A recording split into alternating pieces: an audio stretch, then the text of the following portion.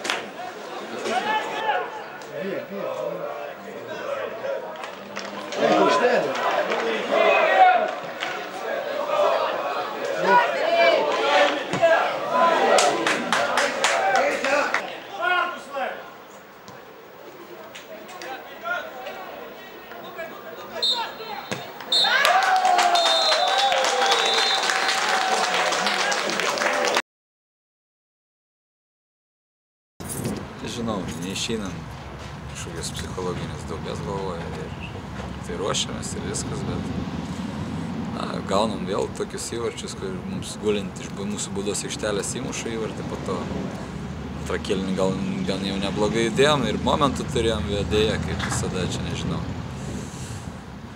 didelė kažkoks nesėkmių ruožas, tai yra aišku, tam savų priežasčių turbūt.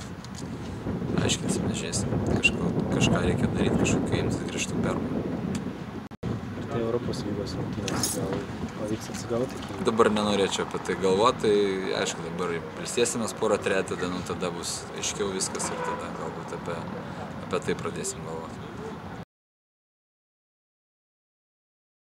Malonūs 3 taškai, džiaugiamės jais. Dvikova buvo sunki, ruošėmės tam, jautėm. Su Šiauliais visada būna nelengva ir ypatingai Taurui, kiek žinau, visada sunku. Tam buvom pasiruošę, nemanau, kad kažkaip žiūrovam turbūt nelabai patiko rungtynės. Per daug galbūt buvo jų, sakykime, tokia kaina, nežinau, gal viena ir kita komanda jautė, kad, sakykime, pabėgti mes norėjom nuo Šiaulių, Šiauliai mus pagaut norėjo. Žodžiu, gal truputį žaidėjo slėgė tokia ir psichologinė našta. Gerai, kad įmušėm, aišku. Turėjom dar įmušti, turėjo Šiauliai, aišku, įmušti. Tokia permaininga dvikova, sakykime. Pagirti gal reikėtų ir padėkoti abiems komandoms, kurios tikrai rodė ryžtą. Galbūt tas ryžtas kartais jis buvo didesnis negu meistriškumas, bet sakau, tai buvo vyriška kova, vyriška dvikova. Šiandieną mes laimingi, kadangi iškovojom pergalę. Galbūt rezultatą nulėmė labiausiai tas keitimas jūsų padarytas, nes iki keitimo sekėsi sunkiau, taip pakeitėt, tai viskas atrodo geriau. Biškutį, sakykime, atvirai pasakius, taip mane dirgino tas dešinės pusės gynėjas, kur Šiauliai labai greitai jį pagavo, užšiuopė mūsų tą vietelę, sakykime, ir keletas atakų buvo surengta labai greitai ir per tą pusę. Bet jį pakeitus, kaip matot, viskas sustojo į savo vietą, susitvarkė ir nesakau, kad tai buvo lemiama reikšmė, jokiais būdais ne, bet tiesiog buvo truputį gal mums lengviau, Šiauliams truputį sunkiau, kadangi reikėjo jau keistis kažkaip, tai ieškoti kitų kelių. Šiame sezone šiek tiek kitaip negu praėjusiame, tada visada lyg ir Šiauliai su Tauru buvo pagrindiniai konkurentai ir ėjo koja kojon, šį kartą Tauras bėga, atrodo. Tai kaip manot, ar treneris naujasis Tauro veda pergalės, ar kas lemia? Čia labai taip pajuokavot gražiai, bet tiesiog gal nekuklu tai būtų sakyti, bet aš Rūbinėje priminiau vyrams, kad sakau, kaip aš pernai metais buvau prie kitos komandos, tai kažkaip mes išspręsdavom Šiaulių problemą, tai aš paprašiau, sakau, gal galim šiandieną irgi išspręsti, tai vieną kartą vis tiek kažkada tai būna pats pirmas kartas. Laimingi, kad tas kartas buvo dabar.